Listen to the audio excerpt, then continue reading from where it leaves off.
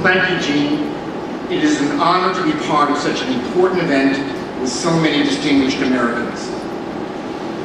When I first began my career at Goldman Sachs 26 years ago, the idea of service was not commonly expressed across much of the private sector. Corporate responsibility and later corporate citizenship were amorphous concepts which took time to develop. And over the years, the debate about over why and to what extent companies should engage in philanthropic activities has veered from one extreme to the other. At Goldman Sachs, I can't recall a time when we ever had a debate about corporate engagement. It wasn't because there was complete consensus on what policies or activities we should support. Instead, there was more of an expectation that people across the firm should give their time and lend their expertise to the nonprofit organizations that interested them the most. This expectation was rooted in the belief that a broader perspective made our people more effective and well-rounded, and in the process, it added another meaningful dimension into one's life. Because our people were so closely identified with the firm they worked at, the value of service has become a natural part of our culture. The fact is that people already come into Goldman Sachs with a strong inclination for service. And for those who ultimately decide to leave the firm, it is often for the opportunity of public service. So we have to have our own public service program that our people consider meaningful in order to attract and to retain them. We have established an integrated corporate engagement platform that utilizes the best assets of our firm, namely our people and our convening power, and directs them to areas where they can have the most impact.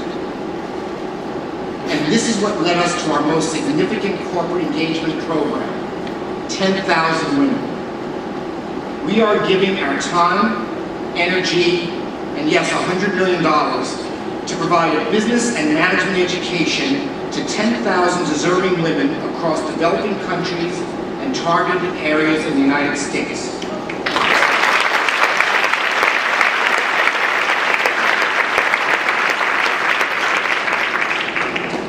By providing this opportunity to women who wouldn't otherwise have one, we focused on a neglected area where we can make a difference, and one that is aligned with our fundamental business. We are bringing together educational institutions and nonprofit organizations in developed and developing countries. They are working together jointly to develop curriculum, train professors, and more generally, improve the quality and accessibility of business education for future generations of students in countries like Nigeria, Rwanda, Egypt, India, and Brazil. We knew from the outset, however, that a critical part of any initiative would require the direct involvement of all of our people. And so, as women enter the program, they are being matched with mentors from Goldman Sachs. After work on the weekends, our people are helping those aspiring entrepreneurs and managers on general business questions, consulting on assignments, and reviewing business plans. In July, we held our first information session on mentoring. It was 3 times oversubscribed. This is but one example of motivated people who work in competitive and demanding jobs who hunger for the opportunity to serve.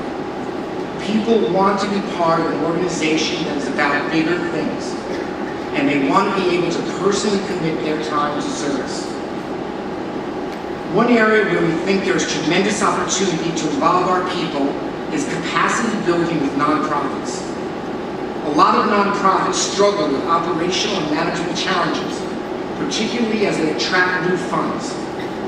Too many of them lack good opportunities to improve processes, budgeting, and accountability.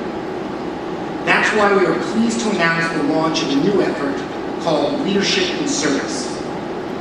This will be a day-long conference for nonprofit executives that will focus on helping nonprofits increase their capacity to manage their growing fiscal, operation, and people responsibilities.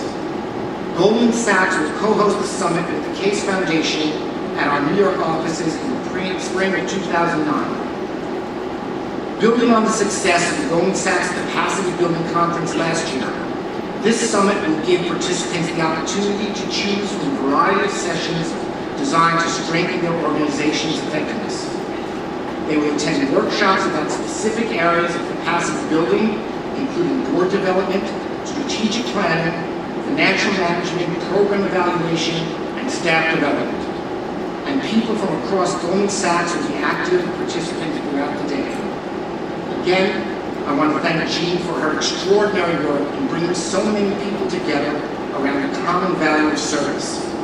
Goldman Sachs is proud to be a part of this extraordinary effort. Thank you very much.